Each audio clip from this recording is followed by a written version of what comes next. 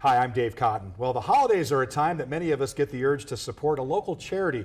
But how do we pick the right one, and what's the best way to support that charity? We have a great resource with us. Sherry Wallace with STCU used to be the director of the food bank here locally.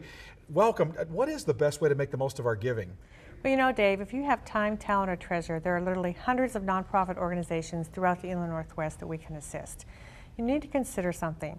What organization best meets your values and your goals when you select the organization to support? All right, you said there were hundreds of them. How do we narrow it down to just one or two to give to? Well, you can actually check their reputation and effectiveness online through GuideStar.org or check with the Better Business Bureau or any official social media site. Also consider reaching out to your friends and family and possibly personally go and visit the organization and have a personal experience. And I mentioned giving, but there's also the option of volunteering. Which is better to a nonprofit?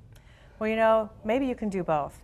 If you want to volunteer, check out Spokane Volunteers or the United Way of North Idaho. They have a very comprehensive database of volunteer opportunities. But if you're going to give what you can. And consider making a donation that's unrestricted, because the organizations can take that money and use it prudently to further their mission. Also consider, sometimes we like to give annually, but maybe you can set it up where you give monthly to that organization. Great. And if you want to leave a lasting, living legacy, consider putting them in your will. And maybe some of us have never really stopped to ask why we give. What's your answer to that?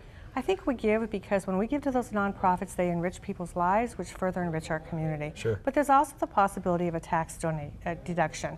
I'm not a tax attorney, so consult with your tax accountant first, but consider also that sometimes when we give spontaneous gifts, like a GoFundMe or for a school fundraiser, those may not be tax deductible.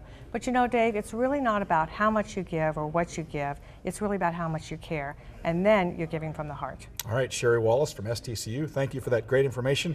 Hopefully help you pick that perfect charity.